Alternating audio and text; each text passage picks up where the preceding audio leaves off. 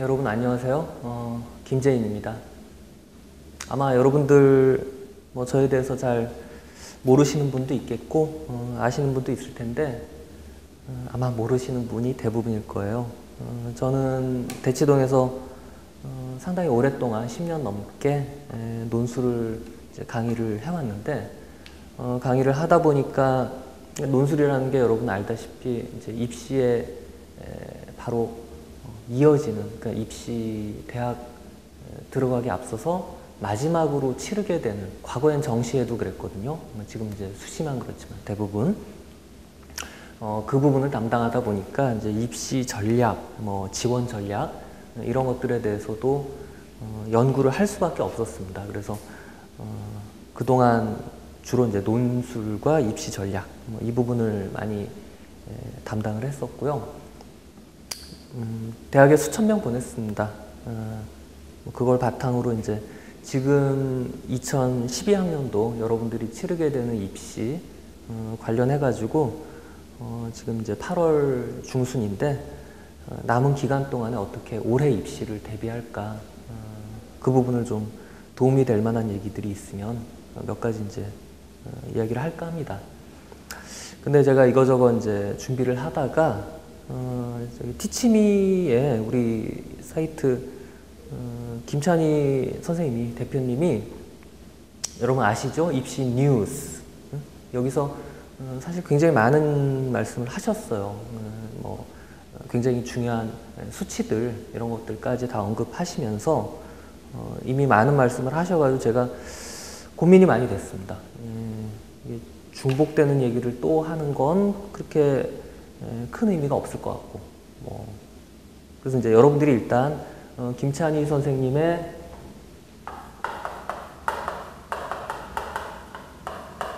입시 뉴스 이 클립들을 혹시 안 보셨으면 이 대학 갈 준비가 안 된 거예요. 그러니까 티치미 사이트 가면 입시 정보란에 입시 포커스 안에 있습니다. 그리고 이제 최근 7월, 8월에 이제 제가 오늘 말씀드릴 수시 관련된 얘기들 많이 3클립 정도 이제 올라와 있으니까 그걸 꼭 먼저 보는 게 저로서는 더 필요하다 그렇게 생각이 됩니다. 굉장히 중요한 이야기들을 많이 하셨고, 저는 가능하면 중복되지 않는 범위 내에서 제가 이제 논술 강의를 오랫동안 해왔으니까 관련해가지고 논술 부분에 조금 더 초점을 맞출까 해요. 지금 아까 이제 이야기 시작하면서 지금 8월 중순이고 좀 있으면 이제 여러분들 그 9월 모의고사를 보죠. 이 평가 모의고사 이게 굉장히 중요합니다. 평가 모의고사 하고 이제 6월 달에 봤던 이 모의고사 요 결과에 따라 여러분들이 일단 어디까지 지원을 해야 될지 요 범위를 결정할 수가 있습니다. 만약에 6월, 9월 모의고사 점수가 꽤 잘 나왔는데 수시에서 낮은 만약에 이제 모의고사 봐가지고 정시 갈 수 있는 그런 학교를 간다는 건 수시로 간다는 건 바보 같은 짓이죠. 따라서 여러분들은 6월, 9월 모의고사를 봤을 때 이 결과를 가지고, 특히 9월 게 더 중요하겠죠. 숨어있는 재수생들, 괴수들 다 이제 등장하니까요. 이 결과를 가지고 여러분들은 정시 지원 가능한 범위를 우선 정하는 게 필요하겠습니다. 이거는 이제 수시에서 지원하는 하한선이 되겠습니다. 여러분들이 예를 들어서 중경외시 정도를 정시 지원 가능하다라고 했을 때 수시를 치를 때 중경외시 이제 과까지 이제 포함을 해서 하는 말입니다. 중경외시 정도 수준의 학교를 지원하는 거, 그거는 어느 정도 가능한 얘기겠습니다. 그러나 그보다 낮은 데를 지원하는 건 바보 같은 거죠. 왜냐하면 정시로도 갈 수 있으니까. 이거 잘 알겠지만 이게 기본 원칙이 됩니다. 그래서 이제 고민이 되는 학생들은 내가 과연 올해 특히 물수능이라고 그러는데 뭐 그날 컨디션, 그리고 마킹 실수, 삐끗해가지고 한 문제 계산 실수 등등 해가지고 못하면 어떡하나 뭐 이런 생각이 있을 수 있습니다. 그런 경우라면 정식 지원 가능 범위 플러스 마이너스 약간은 고려할 수 있겠죠. 그러나 수시는 기본적으로 정시로 갈 수 없는 범위까지를 도전하는 데 매력이 있습니다. 그래서 그런 부분 여러분들이 이제 꼭 기억을 하시고요. 예를 하나 들어보도록 하겠습니다. 이 예가 여기 이 클립을 보는 학생들 대부분에게 해당되는 예는 아닙니다. 그러나 하나의 선택 기준을 여러분들에게 제시해 줄 수 있다고 생각하기 때문에 예를 든 겁니다. 자, 좀 무섭네요. 연대. 자, 연대가 10월 1일 날 시험을 봅니다.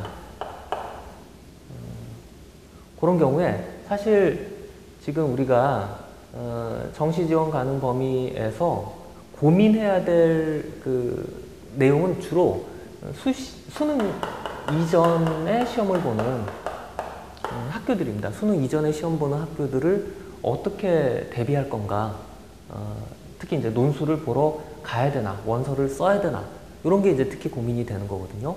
만약에 수능 이후 라면 이제 고민은 상당히 줄어듭니다. 왜냐하면 점수가 나왔고 가채점 결과가 나왔기 때문에 가채점 결과 보니까 내가 갈 수 있는 데가 어디고 갈 수 없는 데가 어디다. 그러면 수능 응시의 가채점 결과를 보고 응시를 하면 되니까 원서 쓰는 건 지금이지만 뭐 시험은 그때 가서 보러 갈지 말지를 결정하면 되거든요. 따라서 이제 이런 부분이 고민이 될 여지는 별로 없습니다. 문제는 이제 수능 이전에 보게 되는 여러 학교들 경우에 문제가 되죠. 거기에 해당되는 학교 이제 서울권 대학들을 이야기를 하자면 광운대가 9월 25일 날 이제 시험을 시작해가지고 연대, 동국대가 10월 1일, 그다음에 이대, 성신여대 이런 데가 이제 10월 3일, 그다음에 이제 건국대 10월 8일, 국민대 10월 8, 9일, 홍익대 10월 9일, 인하대 10월 16일 이런 학교들이 있습니다. 이렇게 이제 논술을 치르는 학교들에 내가 시험을 보러 가야 되냐 말아야 되냐, 원서를 써야 되냐 말아야 되냐 이런 것들이 이제 고민이 된다는 거죠. 그랬을 때 이제 연세대를 한번 예로 들어보겠다는 거죠. 연세대 시험을 보러 가는 학생들은 아마 어떤 고민일 거냐면 이 내 점수로 서울대를 갈 수 있느냐 아니냐, 그게 이제 그 9월 모의고사를 가지고 판단을 해야 되는 상황이 되는 거죠. 그랬을 때 여러분들이 할 수 있는 대처 방법은 대략은 이제 다른 학교에도 다 마찬가지로 적용이 되는데 9월 모의고사를 봐서 원서를 쓸지 말지를 결정을 하는 겁니다. 접수를 할지 또는 그 모의고사 결과를 보고 조금 더 고민을 하다가 막상 10월 1일 날 내가 이 모의고사 결과를 보니까 좀 애매했는데 컨디션이 막 굉장히 상승하고 있어. 그런 경우에 응시를 할지 말지 요거를 즉 10월 1일 시험 보러 갈지 말지를 결정을 하는 겁니다. 예년에 보면 이렇게 이제 응시를 안 한 학생이 한 20% 된다고 그래요. 그런 경우들이 있으니까 그런 부분 함께 생각을 해볼 수 있겠죠. 이와 유사한 고민은 이대에도 마찬가지입니다. 이대가 10월 3일 그리고 동국대죠. 이런 학교들이 10월 3일 날 시험을 보는데 이런 학교들도 마찬가지입니다. 자기가 이 학교들을 쓸지 말지 아니면 시험을 보러 갈지 말지 이런 것들을 결정하는 데 있어서 9월 모의고사 점수를 감안해가지고 이제 그 직후에 여러분들이 원서를 쓴단 말이에요. 그랬을 때 이 결과를 가지고 갈지 말지를 판단한다. 그게 이제 기본적인 기준이 되겠고 그것은 뭐 건국대 이런 학교들까지도 대략 포함된다고 할 수 있겠습니다. 다만 이제 그 전에 이제 아까 언급했던 나머지 학교들 광운대, 성신여대, 국민대, 홍익대, 인하대 이런 학교들은 조금 더 이보다는 이제 낮은 점수를 필요로 하는 학교들이죠. 그렇기 때문에 이제 그런 학교들을 가야 하느냐 말아야 하느냐에 대한 고민은 상대적으로 적을 것 같아요. 그래서 이제 대표적으로 연대, 이대, 동국대까지를 예로 한번 들어봤습니다. 그러니까 일단 여러분들이 지금 상황에서 이제 원서를 쓰느냐 마느냐, 시험 보러 가느냐 마느냐에 대한 고민은 이제 그렇게 여러분들이 생각을 하면 좋겠다. 이제 그 얘기를 하고 싶고요. 자, 이제 여러분들이 원서를 썼습니다. 그리고 시험을 보러 가기로 결정을 했습니다. 남은 기간 동안에 무엇을 할 수 있을까? 그 부분을 좀 살펴보도록 하겠습니다. 남은 기간에 여러분들이 일단 가장 염두에 둬야 될 것은 이 부분입니다. 입시에서 뭐 많이 들어봤을 거예요. 수능 우선 선발, 그리고 뭐 일반 선발, 그리고 이제 최저 학력 기준.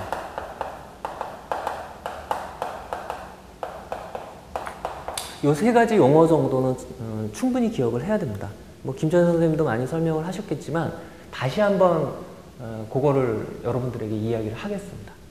자, 우선 여러분들이 뭐 A 대학 B 과에 지원을 했습니다. 그럼 이제 이만큼 숫자가 지원을 했어요. 가령 뭐 10명을 뽑는데 경쟁률 200대 1 해가지고 뭐 2,000명이 몰렸다. 이런 식으로 이제 되는 겁니다. 10명은 요만큼 뽑는 겁니다. 자, 이제 이런 상황을 여러분들이 일단 떠올려야 됩니다. 자기가 어디를 지원했으면 요만큼 뽑는데 이만큼이 지원을 했다는 겁니다. 자, 그럼 이제 수능 우선 선발이라는 건 뭐냐? 학교마다 기준이 있죠. 뭐 조금 센 학교들은 언수회 111, 조금 뭐 그보다 못한 학교는 뭐 211, 뭐 이렇게 여러 가지 이제 학교마다 기준이 있습니다. 그걸로 뽑는 인원을 대략 한 60% 정도 생각을 하면 되겠습니다. 이 학생들은 우선 선발에 해당하는 학생들이다. 이렇게 이제 미리 지정을 해 놓은 겁니다. 10명 뽑는다 해서 60%면 6명이죠. 예를 들면. 그리고 이제 그 나머지 인원을 일반 선발로 뽑는다. 이렇게 생각하면 됩니다. 이 인원이 이제 4명이 되겠죠. 이런 식으로 이 많은 학생들 중에서 우선 선발로 뽑는 학생들을 요만큼, 그리고 일반 선발로 뽑는 학생들을 요만큼 할당을 한다. 그런 얘기가 됩니다. 자, 그럼 이제 우선 선발 충족 기준을 만족하는 학생들이 있습니다. 그걸 이제 점선으로 표시하자면 이 많은 학생 중에 가령 언수에 1등급 받은 학생들 숫자가 요만큼이 되더라라는 겁니다. 그럼 요만큼 되는 학생 중에서 논술을 제일 잘 본 학생들을 뽑는 겁니다. 요 숫자에 해당하는 6등까지를 뽑는 겁니다. 네. 자, 이 숫자가 보통 작년 연대를 보면요. 전체 경쟁률은 36.17대 1이었습니다. 전체 경쟁률.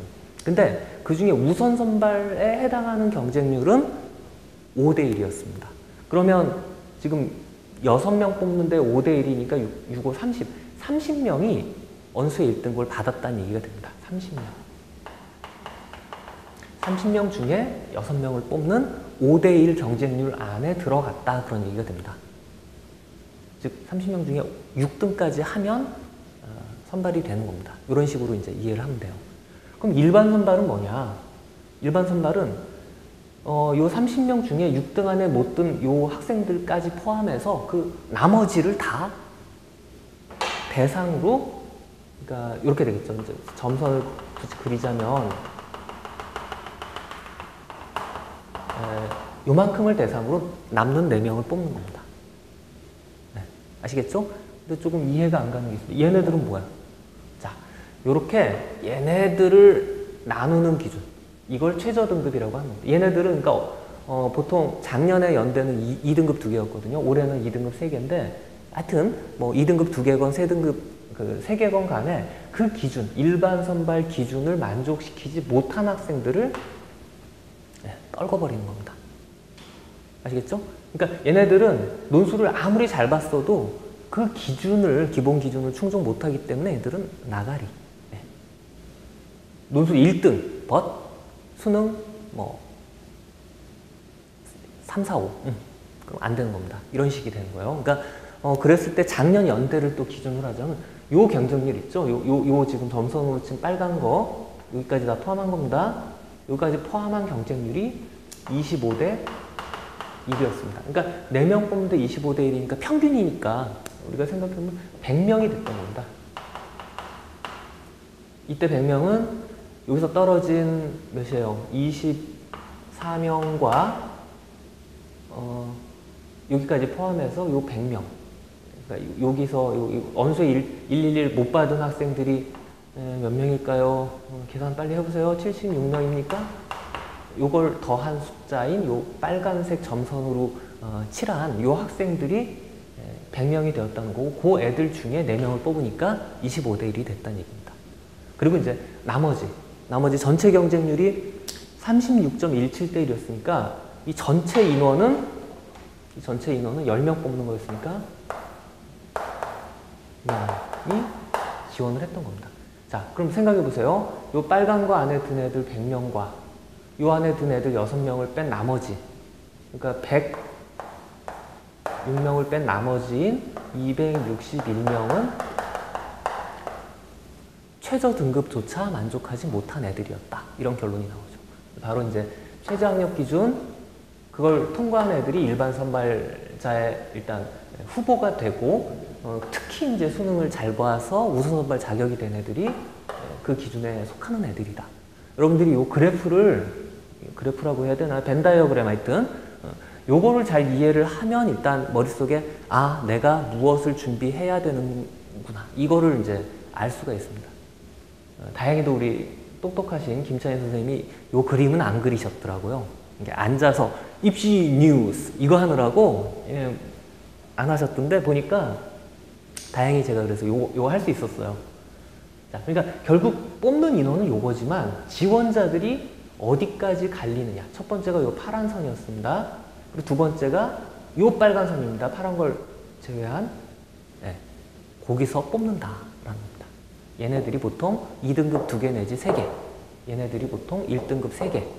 그렇게 이제 학교마다 조금씩 차이 나니까 그건 세부적인 요강을 참고해야 되겠고요. 하여튼 지금 연대를 보자면 이게 이제 2등급 3개, 여기 파란 게 1등급 3개에 해당한다.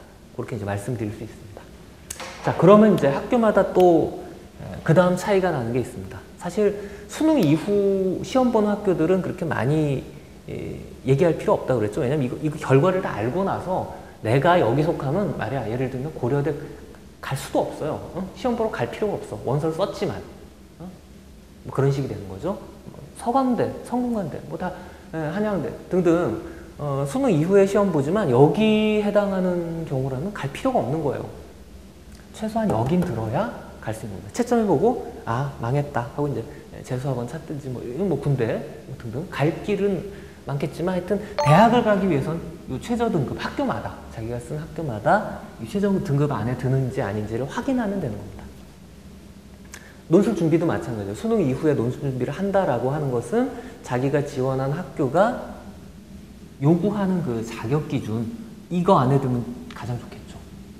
하지만 요거 안에 들더라도 가망성은 있다. 그렇게 말씀드릴 수 있겠고요. 여기 들면 아쉽지만 수시는 포기해야 됩니다. 그리고 알다시피 여기 들면 정시에도 갈 데는 없습니다. 거의. 서울권에는 없다고 봐야 돼요. 자, 일단 대략 이렇게 이제 구분을 좀 하겠습니다. 이때 이제 2대를 하나 예로 이번엔 들어보겠어요. 왜냐하면 수능 이후 거는 별로 의미가 없다고 그랬으니까 수능 이전에서 샘플이 되는 학교들 그 중에 하나가 연대였고요. 연대가 이제 수능 이후에 볼 뭐 고대, 서강대, 성균관대, 한양대 등등의 샘플이라면 이번에는 2대가 바로 그 샘플입니다. 경희대도 거기 이제 포함이 될 수 있고 숙명여대 몇몇 학교들 포함될 수 있는데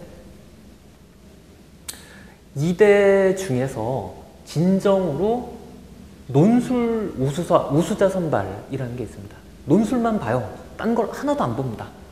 논술 점수만으로 40%를 뽑아요. 그러니까 다시 말해 논술 제일 잘 쓴 애들 40%는 무조건 수능과 관계없이 뽑는다 이겁니다. 물론 이제 나머지 60%는 논술 수능 그 자격 기준을 적용해요. 이것처럼. 자, 이 말은 뭐냐면 10명을 뽑는 과가 있어요. 이렇게 10명을 뽑는 과가 있는데 그 10명 뽑는 과 중에서 4명은 무조건 논술 점수로만 뽑힌다 이런 얘기가 됩니다. 즉, 이 기준이 다 적용이 안 되는 거예요. 아까 식으로 해서 여기가 4명이네. 전체 모집 인원 중에 이 4명에 해당하는 학생들은 논술로만 뽑고 나머지는 이제 이런 기준들을 적용해서 뽑는다. 이런 식이 되는 거죠. 물론 이제 그 기준도 조금 느슨하긴 합니다만, 거기에 해당하는 학교가 저기 경희대가 이제 수능 이후에 보는 학교 중에 있지만, 수능 이전에 보는 학교 중엔 동국대가 있습니다. 동국대. 네. 동국대가 이게 없어요. 수능 최저 아니면 우선 선발, 일반 선발 이게 아예 없습니다. 동국대는 한마디로 논술로 100% 뽑는다. 이렇게 생각하면 돼요. 논술 전형이면 100% 뽑는 데가 동국대입니다. 자, 이제 정리해 볼게요. 연대 유형이 있습니다. 연대 유형은 자격, 수능 자격이죠. 이게 뒷방 복잡하다. 그런 학교가 대부분입니다. 2대 유형, 이건 이제 경희대가 포함되는데 일부는 수능. 죄송합니다. 그죠? 일부는 수능 자격을 보지만 또 나머지 일부는 논술만으로 뽑는다. 요게 이제 아주 매력이죠. 그러니까 수능 빵점, 언수의 합 빵점, 그래도 대학 갈 수 있습니다. 여기에 해당하는 게 또 동국대가 있습니다. 이건 진짜 논술만.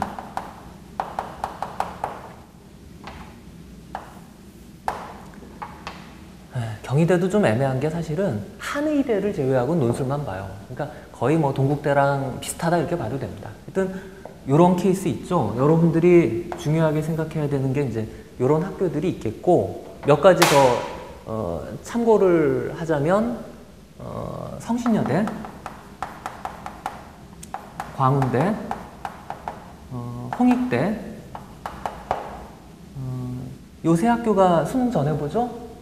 별표. 지금 해당된 사람들은 얼마나 소중해. 자기 지금 수능 5, 6, 7등급 나와봐. 5, 6, 7, 8등급 나와봐. 그래도 갈 수 있다니까요. 뭐 물론 아까 이제 연대라든지 그런 학교에 이제 1, 2등급 내지는 뭐 5, 1등급 유지하고 그런 학생들은 상관이 없겠으나, 그렇지 않은 학생들 있죠. 이건 굉장히 소중한 정보입니다. 인하대도 대략, 인하대가 올해 조금 애매하네요. 하여튼 이렇고, 이제 수능 이후에 원서를 쓰는 학교가 하나 있는데 기가 막히죠. 숙대. 메이저 15개 대학 안에 들면서도 수능 자격 없이 논술로만 뽑는. 자, 이런 건 이제 여러분들 별표 해놓고요. 나중에 이제 이런 자료들이 좀 더 공유가 되겠지만, 바로 여러분들이 수능과 관계없이 논술로만 갈 수 있는 학교들의 대략적인 목록입니다. 그리고 이제 나머지 학교들은 수능 자격을 꼭 챙겨야 한다. 이렇게 되는 거죠. 자, 그럼 이제 두 가지 부류로 나눠가지고 여러분들에게 이야기를 할 수 있겠습니다.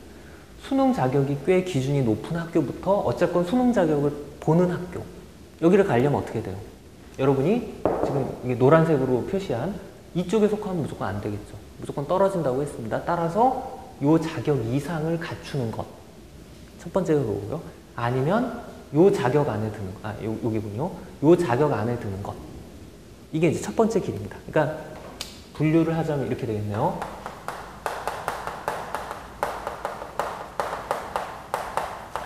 수능 자격을 요구하는 학교들의 경우에는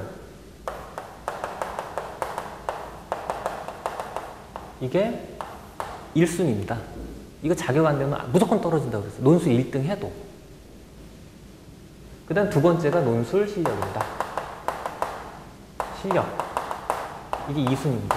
자, 우선 선발 자격이 돼도 5대1, 7대1, 성균관대는 7대1 그랬어요. 그리고 한양대가 적어왔는데 9대1 그랬습니다. 우선 선발 자격이 되면 5대1, 7대1, 9대1 이렇다는 겁니다. 그럼 결국은 수능만 잘 본다고 수시 합격하는 건 전혀 아닌 거죠. 수능은 일단 제일 잘 봐야 되겠지만 111 받아도 논술 실력이 부족하면 떨어진다 이겁니다. 5대1, 7대1 이런 경쟁력을 뚫어야 돼요. 그러니까 그만큼의 논술 실력은 여러분들이 갖춰야 되는 겁니다. 이게 끝이 아닙니다. 한 가지 더 비밀이 있어요. 세 번째, 요건 사람들이 말 잘 안 하는 부분입니다. 왜냐면 정원이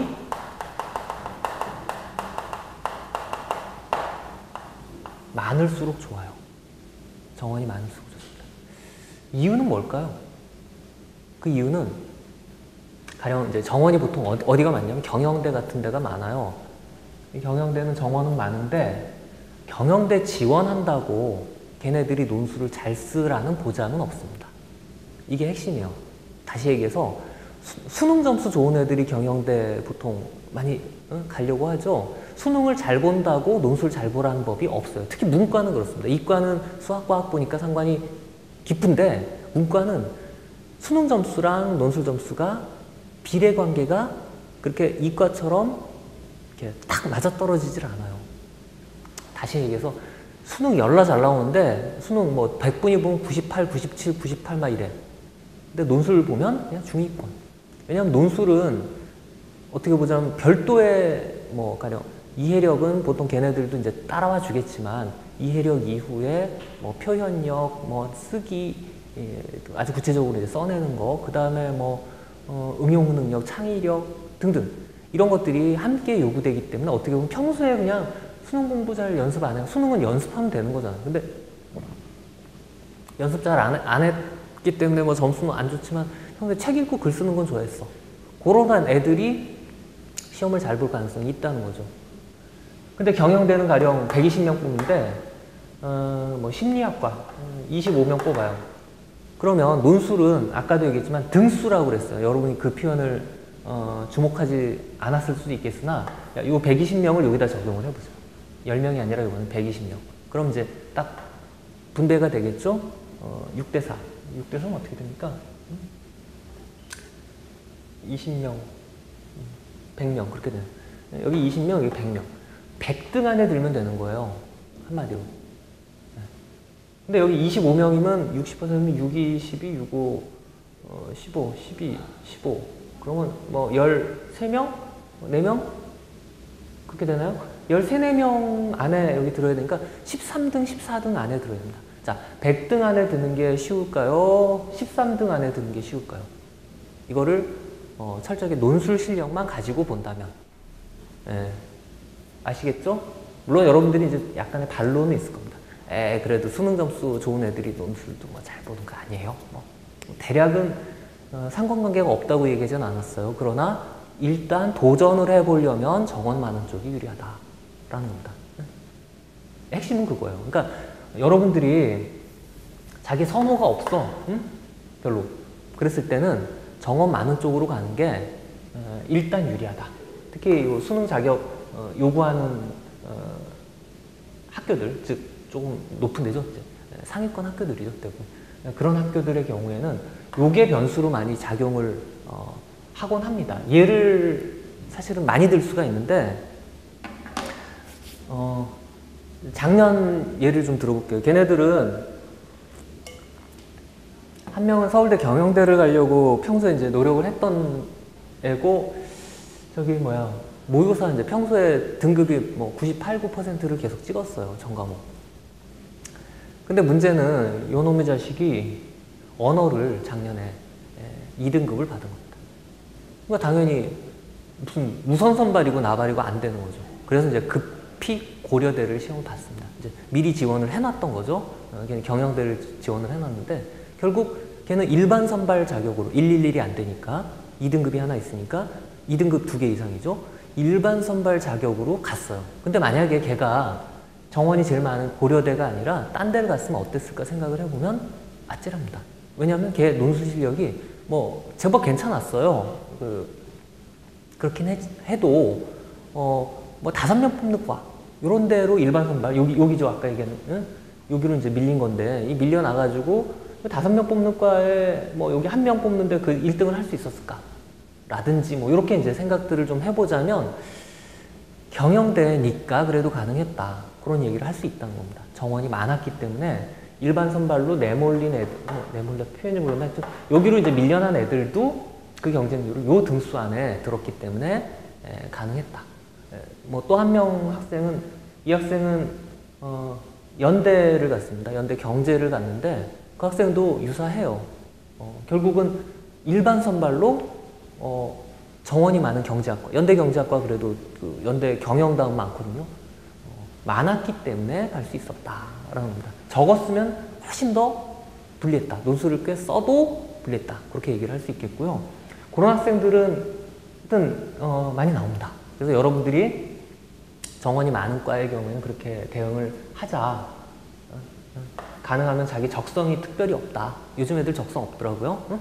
적성이 특별히 없으면 이상하게 낮춰서 가겠다고 해서 괜히 무슨 국문과 이런 데 갔다가 걔네들은 소신 지원 진짜 많거든요. 국문과. 원래 평소에 문학 좋아하고 막 그러던 애들, 글도 잘 쓰고 그런 애들하고 경쟁해서 뭐 자기 버텨낼 그 가능성이 적죠. 요점은 겁니다. 그래서 1순위 수능, 2순위 논술, 3순위는 정원. 자, 이 정원 부분 아직 원서 안 썼으니까 여러분들이 체크를 꼭 해두고요. 자, 이제 두 번째 수능 자격을 보지 않는 학교들 중에서 이제 논술을 치르는 학교들 전략을 어떻게 가져가야 할 것이냐, 그런 게 남는데, 여기서 이제 한 가지만 더 이야기를 하겠습니다. 이 수능 자격이 중요한데 여기서 결단이 필요합니다. 한 가지. 지금 내가 우리 학원 지금 다니는 학생들한테는 전원 상담을 했는데 어떤 결단이 필요하냐면, 자기가 지금 언수 외 탐구 2개, 지금 5과목을 어떻게 보면 과목으로 보자면 공부하고 있단 말이에요. 근데 이거 갖고 시간을 쪼개가지고 다 요모조모 준비를 합니다. 미쳤지. 4등급, 3등급, 2등급, 4등급, 2등급. 예, 이렇게 되면 골고루 안 돼 있을 땐 이 등급이 거의 그대로 가요. 경험적으로 거의 확신할 수 있습니다. 1000명에 1명 예외가 있어. 응? 자, 따라서 자기한테 필요한 조건 있죠. 조건은 뭐냐면, 그리고 그 전제 조건은 겁니다. 그 등급 맞으면 정시에서 금강 이남으로 가야 됩니다. 응? 금강 이 북은 안 돼요. 경기까지 안 돼. 충청도 애매해. 그렇기 때문에 하는 얘기입니다. 응? 4, 5등급, 뭐 3등급 이렇게 나와가지고 어딜 가겠어요. 그랬을 때 도전하려면 2등급 2개 인 학교들 꽤 많습니다. 그 학교들을 노려라 라는 얘기를 하고 싶어요. 이 얘기는 작년하고 재작년 이제 2번, 재작년이야 그전인가 성공 케이스가 있습니다. 한 학생은 3월달 모의고사 봤는데 수리 8등급 나왔대요. 수리 8등급. 여기 뭐 듣는 학생 중에 없을 것 같아요. 왜냐면 8등급 정도면 아예 입시에 관심 없고. 그 학생은 그래서 3월달에 전략을 딱 짰습니다. 첫 모의고사 보고 내가 8등급이면 갈 데가 없다. 그래서 그 학생은 목표를 어떻게 정했냐면, 언수의 탐 중에 2등급 2개, 최저 등급을 받자. 2개를 딱 정했어요. 외국 살다 와가지고 외국어랑 사탐인가를 해가지고 2개를 딱 2등급, 딴 거는 그래서 등급 관심이 없어요. 그 다음에 이제 논술만 조진 겁니다. 한마디로. 그래가지고 그 학생이 여러 학교들을 응시를 해가지고 결국은 외대를 갔습니다. 외대면 뭐 수능 8등급, 수리 흡족하죠. 그 학생이 외대에서 아마 수능 점수 제일 낮을 거예요. 합격자 중에. 네. 그런 케이스 하나 있습니다. 또 하나는 그 학생의 사례를 모범으로 삼아서 얘가 어떻게 했냐면, 작년인데 이번 경우에는, 그러니까 올해 입학한 학생이에요. 그 학생은 2월 달부터인가 나한테 계속 달라붙어서 정말 내신은 별로 필요 없습니까? 수능 뭐 등급만 이렇게 받으면 됩니까? 그러더니 결국 막판에 3군데인가를 합격을 했어요. 동시에. 걔는 딱 수능 2등급 2개 해가지고, 걔가 합격한 학교가 고려대, 숙명여대, 경희대인가 그래요. 그래서 지금 경희대 자유학부 거기 다니고 있습니다. 경희대 자유학부 꽤 높거든요. 그럼 뭐 알겠지만, 네. 그런 식으로 자기 전략을, 걔도 등급이 5등급을 못 넘었어요. 그랬을 때 이제 그런 전략을 취했다 하는 겁니다. 그 사례를 왜 얘기하냐면, 여러분한테 지금 이 시점에서 뭐 그러라라는 게 아니라, 최소한 2등급 2개 하면 그 범위가 자기가 갈 수 있는 범위가 확 늘어나는 거예요. 어떻게 보면. 애매하게 3, 4등급 골고루 받는 것보다 나머지는 9등급, 8등급 받더라도 2등급 2개 딱 자격 요건만 갖추면, 내지는 이게 조금 완화된 데도 있어요. 2등급 플러스 3등급 이런 학교도 있습니다. 하여튼 그런 학교들을 자기가 맞춰가지고 요것만 하고 나머지는 다 버린다. 지금 짐 싸라. 그런 얘기죠. 그래서 수능 자격 요건을 갖추는 방법이 전반적으로 우수한 학생의 경우에 이런 얘기가 전혀 소용이 없겠지만, 그렇지 않은 경우라면 결단을 내려서 딱 필요한 것만 챙기고 나머지는 다 버려라. 그 얘기를 꼭 하고 싶습니다. 당연히 버리고 남은 시간에 놀란 얘기는 아니고 그 시간에 논술 준비를 해야 되겠죠. 그 얘기는 좀 이따 마저 하겠습니다. 이 학생들 이제 얘기하면서 함께 하면 될 것 같아요. 자, 이쪽 잠깐 볼까요? 자기가 지금 뭐 3, 4, 5가 이게 친숙해. 2등급도 잘 안 나와. 이제 그런 애들 포함하는 겁니다. 그리고 뭐 그 이하도 상관없어요. 남는 건 이제 열정입니다. 자, 여학생들 경우 2대, 그 다음에 이제 수능 이후지만 경희대, 그 다음 동국대, 수능 이전입니다. 그리고 홍익대, 광운대, 성신여대, 숙명여대 이런 학교들. 한두 학교 아마 더 있을 텐데 내가 지금 잠깐 안 적어왔어요. 기억하는 학교들이 대략 이런 7개인가 되는데, 인하대가 포함이 될 겁니다. 하나, 둘, 넷, 다섯, 여섯. 포함 안 되나? 하여튼 요 학교들. 네.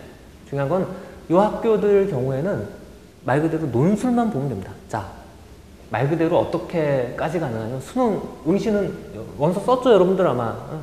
자, 저 학교들을 이제 숙명여대는 이후에 보니까, 그리고 남학생들은 또 한계가 있네요. 성신여대, 숙명여대, 이화여대, 좋은 학교도 많이 놓치게 되는데 뭐 어쩔 수 없습니다. 하여튼 나머지 학교들 있죠. 경희대, 동국대, 광운대, 홍익대 이런 학교들.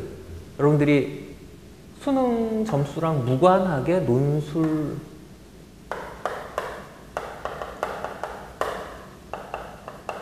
논술로만 가는 학교, 갈 수 있는 학교, 요 학교들을 공략하는 겁니다. 오로지 논술. 그러면 남은 100일이 좀 안 남았는데, 남은 뭐 100일, 이대는 그 동국대 10월 1일, 3일이니까 뭐 100일이 아니라 한 50일 남짓 남았네요. 맨날 논술만 하는 겁니다. 수능 이건 관계가 없으니까. 매일 논술만 해도 대학 갈 수 있어요. 여러분이 안 해서 그렇지. 아까 얘기한 그 학교들은 논술만 갖고 진짜 갈 수 있습니다. 이건 거짓말이 아니에요. 뭐 내가 사례든 학생들이 요 방식으로 갔죠. 딱 2과목 남겨서 논술만 해가지고 갔죠. 여기 열거한 학생들은 내신 뭐 5, 6등급, 5, 6등급 하면 너무한가? 아니야, 논술만으로 뽑는다고 그랬으니까 맞아요. 저 경우에는 내신도 필요 없고 수능도 필요 없고 논술만으로 갈 수 있습니다. 지금부터 듣는 학생들은 이 부분에만 관심 있는 학생들이어도 상관없을 것 같아요. 앞에 학생들은 여기까지 다 충분히 얘기를 한 것 같으니까. 이 학생들은 근데 공부법 얘기 안 했구나. 조금 더 들어야겠네. 자, 이 학생들은 논술로만 가기 때문에 논술 준비만 해야 됩니다. 아침부터 밤까지. 이제 논술 공부 어떻게 해야 되냐. 마지막으로 아마 그 얘기를 하면 될 것 같아요. 내가 준비한 내용들 대략 그러면 이제 논술을 어떻게 준비할 거냐. 자, 그 질문을 여러분들이 하기에 앞서서 사실 내가 먼저 묻고 싶은 게 있어요. 논술 문제를 좀 본 적이 있냐. 홈페이지 가면 다 다운받을 수 있는데, 여러분이 가고 싶어하는 원서 쓰려고 하는 학교들의 홈페이지 가가지고 도대체 입시 요강을 한번 읽어봤으며 논술 문제 또는 적성검사 이런 것도 있죠. 뭐 거기까지는 내가 얘기를 안 하겠습니다만, 그런 문제를 한번 다운받아서 본 적이 있냐라고 여러분 양심에 손을 딱 얹은 채로 물어보고 싶어요. 일단 많은 학생들이 안 그랬습니다. 근데 이게 요점이에요. 지금 아까 열거한 대부분의, 그러니까 중위권, 뭐 중상위권 일부 포함되지만 중위권 학교들은 준비한 학생 없어. 포인트. 자, 논술로만 가는 학교들은 대부분 준비한 여러분들하고 이 사정이 똑같다는 거야. 사정이. 자기도 들여다본 적 없지만 지원하는 다른 학생들도 들여다본 적이 없어요. 문제가 뭔지도 몰라. 논술이 어떻게 된 건지도 몰라. 말은 들어봤지, 논술. 응? 중학교 때부터. 그러나 논술 시험지가 어떻게 생겼으며 뭘 써야 되며 이런 걸 본 적이 거의 없어요. 그리고 사실은 여기에 해당하는 학생들의 상당 부분도 제대로 본 적이 없습니다. 내가 그럼 경험적으로 만나서 물어봐서 알아요. 여름방학 때 처음 문제지를 읽어봤습니다. 이거 준비 안 하면 절대 뭐 안 되는 시험이더군요. 뭐 이런 얘기를 해요. 자, 그 얘기는 뭐냐면 대부분의 학생들이 준비한 바가 없기 때문에 그래도 한 몇 개 학교 되죠? 7개 학교 정도 되니까 그 학교를 뭐 정원 다 치면 꽤 돼요. 여러분이 갈 수 있는 가능성이 논술로만 딴 애들은 준비한 적이 없기 때문에 300대 1, 400대 1이 돼도 상관이 없겠죠. 여러분들이 힘들고 뭐 어려운 점이 있겠지, 당연히. 있을지라도 논술을 준비하면 갈 수 있다. 라는 겁니다. 경쟁자가 없어요. 거의 그렇습니다. 여기 경우에는 이제 준비한 학생들이 있지만 준비를 많이 못했기 때문에 어려운 점도 있다. 그 얘기를 이제 하고 싶고요. 그럼 이제 어떻게 준비해야 되냐? 시간이 많지 않습니다. 가장 중요한 것은 기출문제예요. 기출, 모의, 예시 문제.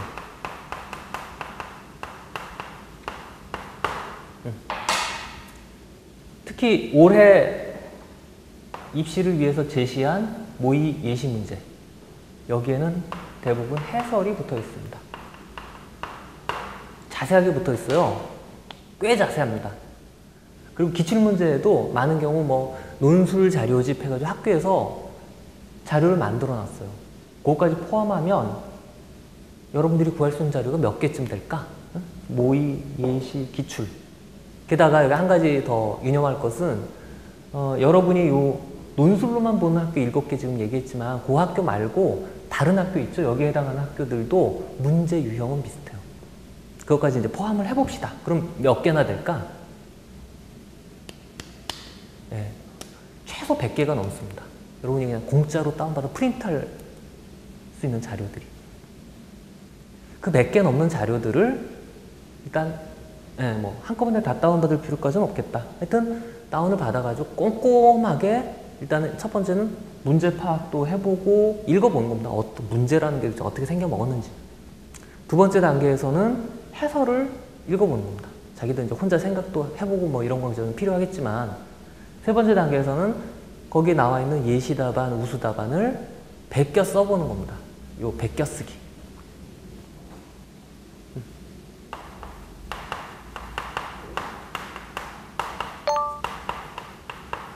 요게 또 포인트입니다.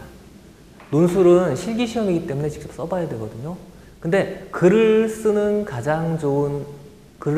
법을 배우는 가장 좋은 방법은 베껴 써보는 겁니다. 게다가 좋은 걸 베껴 쓸수록 더 좋아요. 바로 우수 답안을 베껴 써보면 여러분들 실력이 늡니다. 인강 들을 수 있으면 들으면 좋겠죠. 그러나 그거보다도, 왜냐면 해설하는 그 강사들이 교수들보다는 아무래도 좀 못 미칠 가능성이 높겠죠. 그럼 교수들이 직접 해설한 동영상도 요즘 많더라고. 플러스 직접 이제 이 예시 답안 또는 해설 쓴 거 그걸 읽어보고 그 다음에 우수 답안 거기에 대한 강평 이런 것들을 여러분들이 베껴 써보기를 하는 겁니다. 그래서 한 50개 내지 100개 정도를 여러분들이 그걸 해보세요. 베껴 쓰기를. 물론 이제 이게 뭐라 그러지?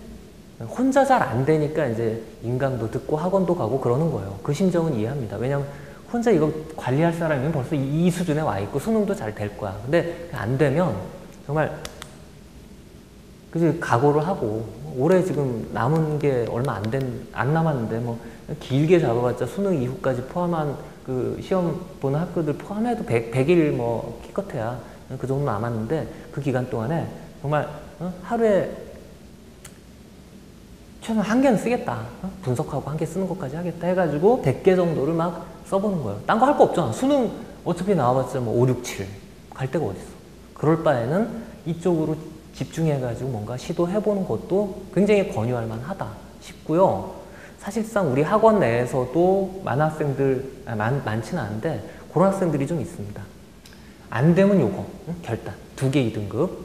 그리고 이것까지 안 되더라도 나머지 학교들은 그렇게 준비를 좀 해보자 해가지고 논술을 학원 나와서 매일 하라고 하질 않아요. 그게 아니라 방금 얘기한 그런 식으로 복습하기, 베껴쓰기 이런 것들을 시킵니다. 걔네들 승부 볼 수 있다고 생각을 하거든요. 내년에 혹시라도 이렇게 승부 봐가지고 성공학생 온라인으로 들어가지고 지금 내 얘기 듣고 뭐 그런 학생이 있으면 내가 술 한잔 살게. 그리고 이제 우리 학원 내에서도 그런 학생이 있으면 내가 계속 떠버리고 자랑하고 다닐 거예요. 왜냐하면 이것도 역시 길입니다. 대학 입시 여러 채널들이 있는데 들어갈 수 있는 그 중에 되게 유력한 채널이거든요. 하나의 통로입니다. 통로. 이런 채널이 있다는 걸 여러분들이 모르는데 대부분 준비 안 했고요. 여러분들조차도 준비를 안 했지만 앞으로 준비를 한다면 뭔가 승부를 걸 수 있다고 생각이 돼요. 뭐 인간으로 여러분이 태어나서 말이야. 응? 호모 사피엔스지? 근데 한 100일 정도 이렇게 죽어 100일 안 되기도 해요. 50일 남는 학교도 있습니다. 죽어라고 뭔가 한번 투신해가지고 응? 뭐 성공하려는 보장은 없지. 응? 성공하려는 보장은 없지만 그래도 그 도전해보고 뭔가 그래도 또 성공할 수도 있으니까 그런 종류의 작업에 한번 투신해보는 거. 남들 어차피 친구들 뭐 다 수능 공부하고 뭐 하느라고 지금 바쁜 때라고. 그러니까 여러분도 같이 놀 친구도 없어. 혼자 뭐 디아블로 출시되면 뭐 게임 혼자 하고 뭐 하겠지만 어쨌건 그런 거 말고 좀 생산적인 일에 내가 볼 때는 분명히 생산적이에요. 입시에서 여러분이 통과하지 못하면 내년에 또 입시 봐야 돼. 인간이 아니야. 인간 취급 못 받아. 계속 수험생이야. 그거만큼 비극적인 게 없으니까 뭔가 이제 탈피하기 위해서라도 한번 도전을 해봤으면 하는 생각이고 그리고 이제 마지막 시기에는 이제 학교 자기가 지원한 학교 시험 보러 가기 전에 특히 그 학교 유형이 조금씩은 다르니까 주제는 다 비슷한데 유형이 조금씩 다르니까 그 다른 부분을 만회하면 그 학교 걸 조금 더 집중해서 복습한다든지 이런 식으로 만회하면 좋겠다 싶어요. 그러니까 최대한 자기 스스로 자기 주도적인 방식으로 가되 필요한 대목에만 여러 가지 주변의 도움을 인강이나 뭐 오프라인 강의나 뭐 이런 것들을 도움을 얻는 형태로 마음을 먹으면 아마 생각보다 좋은 결과가 나올 수도 있지 않을까 싶어요. 그래서 오늘 크게 보자면 좀 중위권 이상, 최상위권까지에 해당하는 학생들과 그리고 이제 또 많은 부분 중하위권, 그래서 서울 시내 그래도 논술 보는 학교 정도에 갈 만한 학생들이 특히 이 후자에 좀 더 초점을 맞춘 것 같아요. 그 학생들이 어떻게 해야 될까? 마음은 어떻게 먹어야 되고 어떻게 도전을 할까? 이런 부분 관련해서 좀 이야기를 했습니다. 그래서 입시라는 게 여러 길들이 있지만 수능도 잘 봐야 되고 뭐 논술도 잘 봐야 되고 등등 말이 많지만 그래도 자기한테 가장 현재로서 액면 그대로 냉정하게 자기를 봤을 때 현재 자기가 처해 있는 위치에서 갈 수 있는 그 길을 하나 딱 선택해서 지금 그 길 쪽으로 매진하는 그 길을 여러분들에게 좀 알려주고 싶었습니다. 네, 뭐 얘기하다 보니까 약간 좀 준비했던 시간보다 길어지기도 했는데요. 그래도 여러분에게 뭔가 도움이 될 수 있다고 생각이 되니까 막 나름 밑에서 이렇게 열기도 오르고 뭐 그랬던 것 같아요. 하여튼 좋은 결과 바라겠습니다. 모두의 합격을 바라는 거 이건 바보 같은 짓이에요.